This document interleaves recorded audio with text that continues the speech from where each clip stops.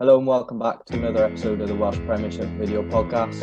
After our recent episodes with Richard Brooks, Josh Turnbull and Johnny Lewis, today we're joined by former Welsh international and Pontypridd player Ceri Sweeney.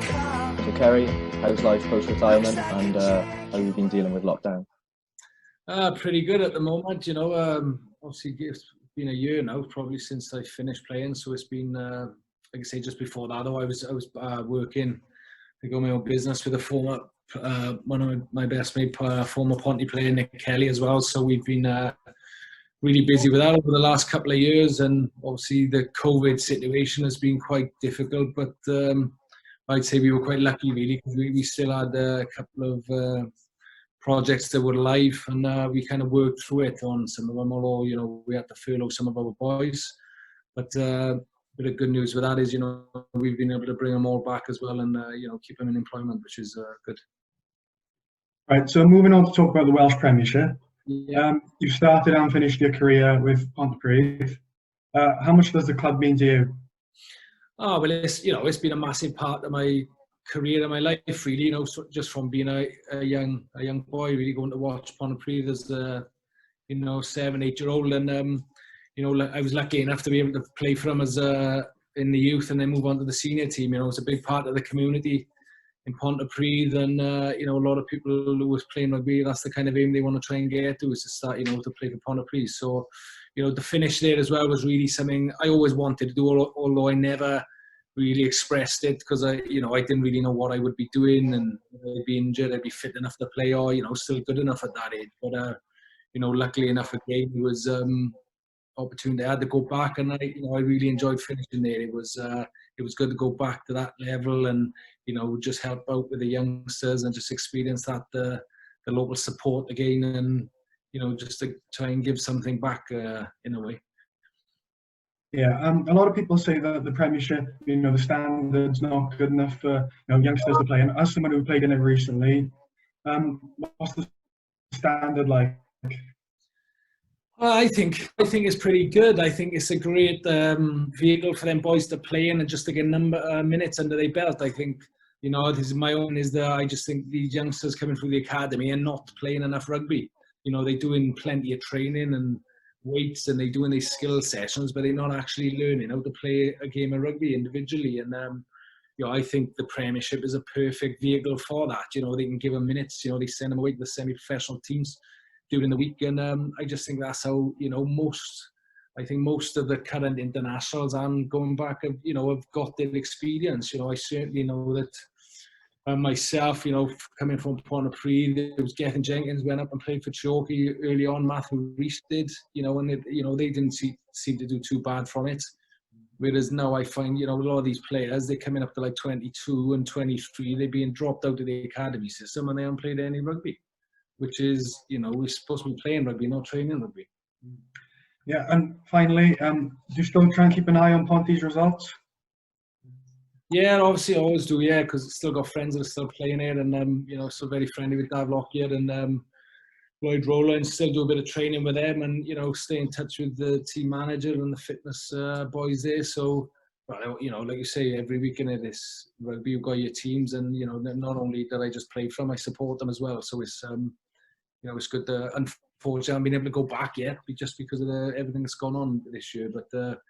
As soon as they do get back on the field, I'll be going up there and paying my money to get in there. Okay, you started off your regional career with the Celtic Warriors. What was the environment like there? Because obviously they got liquidated after only a year. Oh, yeah, it was great at the beginning. It was, two sides, Bridgend and Pontypridd joining together, and I thought we had we probably had the on paper the better squad, I think, out of all the four regions. I thought, it was really good. I really thought we were going to go places as a group and as a region, but obviously the powers that be seemed to do whatever they wanted to do and disbanded it at the end. And it was a tough time. I was waiting for a lot of the boys. I think I was lucky enough. I was just coming through at that time and kind of in the international, just started playing for Wales. So, I was lucky enough to have a bit of opportunity there. Whereas, some of the boys were coming to the latter stages of their careers and were kind of left without a club and a job, really, and certain players had to go away and play, like Mervyn Davies and Richard Parks, and we split up really a really good side. When you look at that side going through it and our squad, there was some really top players there. Yeah, and obviously afterwards you moved to the Dragons. How did you feel that helped develop your Welsh career?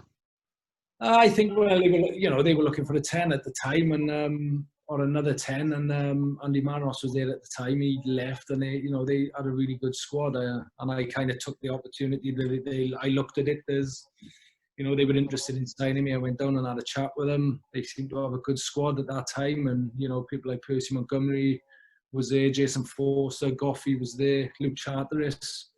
And I thought we had a really good squad at that time. So that was really why I went there. And obviously in 2009 you won the European Challenge Cup with the Blues against Toulon, against the likes of Johnny Wilkinson and Sonny Bill. How was this for you? Oh, that was a really good year. To be honest, I didn't play a lot the first half of the year because they signed an Aussie, Sam Norton-Knight, and I think everyone remembers him, but it wasn't going that well for me, and it was very, very frustrating. As you can imagine, just thinking, obviously I thought I should have been playing, and it felt a bit awkward. They playing him just because they're paying him the money and whatever. But luckily enough, I think they seen the light, and by probably December I started playing a bit then, and we had a really good run. And I think Young put a really good squad together. He had 2 first choice players in each position. And as a squad, we just got better and better as the year went on. And, it culminated in that final and getting to the final, and a great win out in Marseille against a really, top Toulon side, really full of world-class players. And I was certainly a day, it was one of the best days of my regional career, that. And coming to the end of your Blues career, there were stories about you going out to Russia. So what happened, and how did that actually come around? I think that was one of the boys on Wikipedia, but I generally never had nobody come forward to me asking me if I was interested, or do any channels of with your agent or saying that, do you want to come over and have a look? So I don't know where the hell that came from. And you moved out to Exeter to play in the Premiership out there.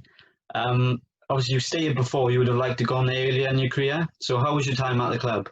It was probably one of the most enjoyable 2 years I've had. And as a rugby player, I just think I learned so much over them 2 years that I just think it made me a much better 10, an all-round better 10. And I was a bit more experienced then, but I thought the coaching set up there, and just the way they managed the club and they managed the business as a professional rugby team. It was so well run, and they were really good people there. There was never no agendas down there, and everyone was just pushing in the right direction of what they wanted to be. And to live down in Exeter as well for them 2 years was a lovely experience.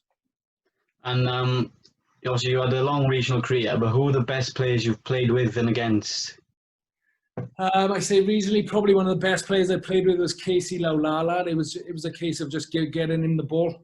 Honestly, it was just getting the ball, and could you get he was just so he could just get his hands free all the time. He beat that first person, put so many people into trouble. I'd probably say Martin Williams was another one.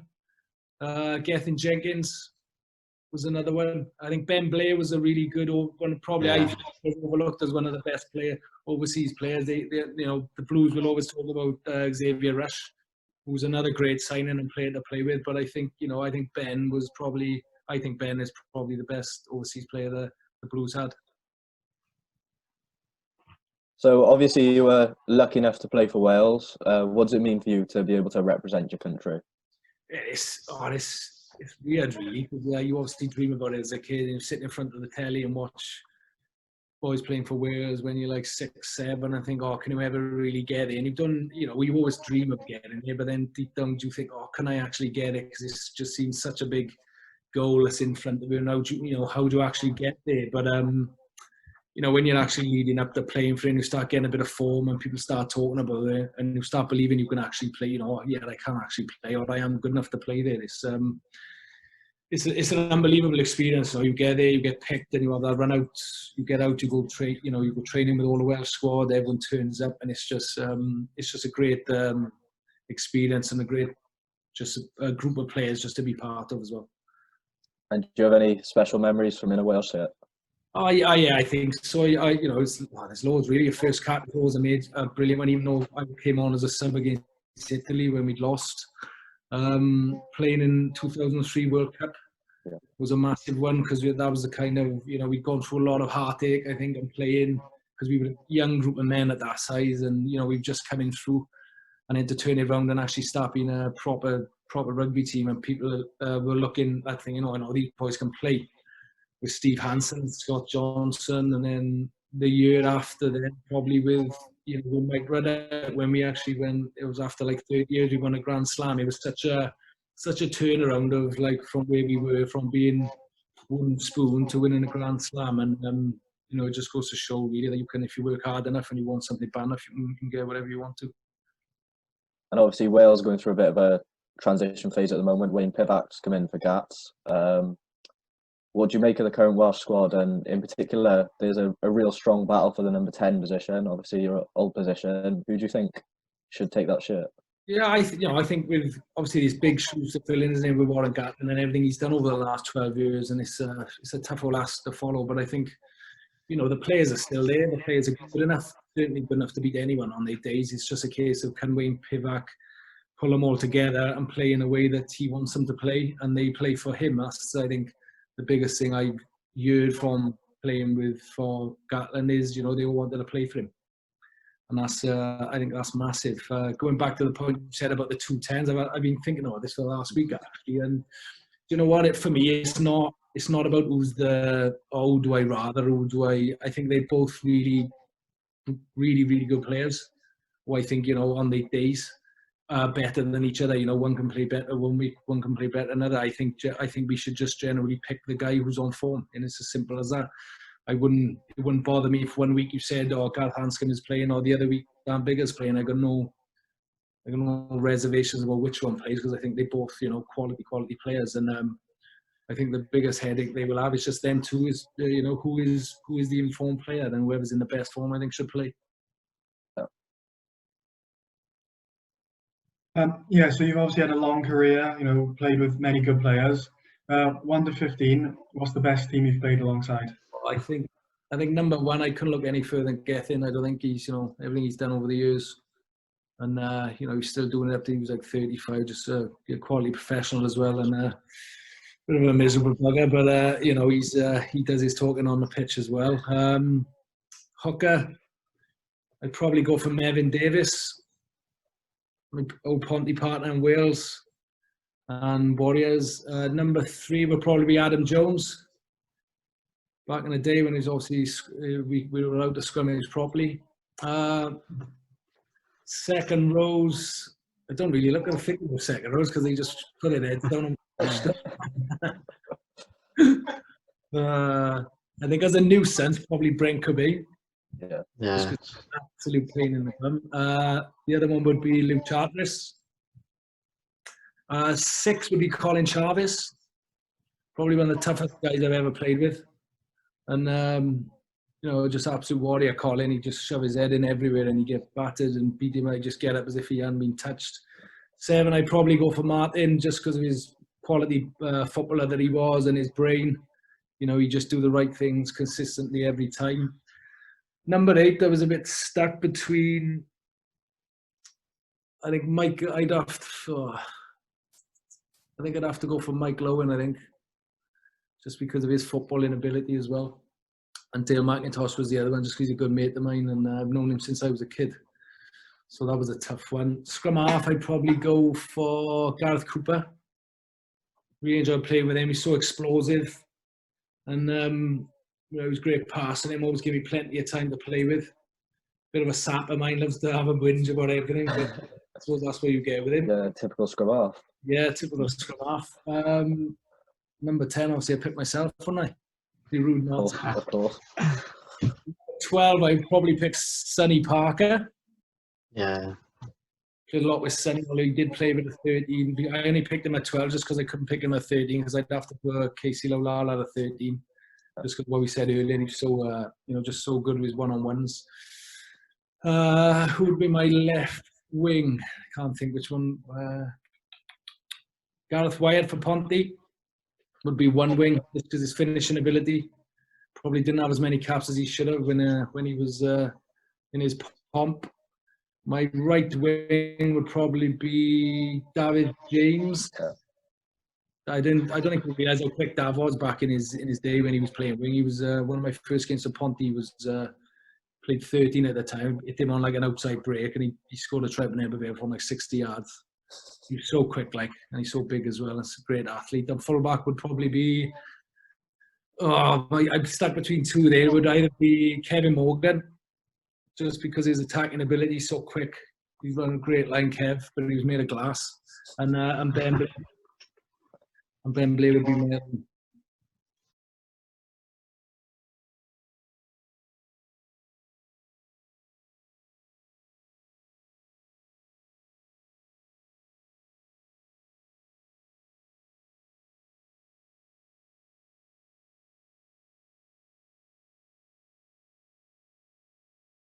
Not a bad team at all. Yeah, not a bad team.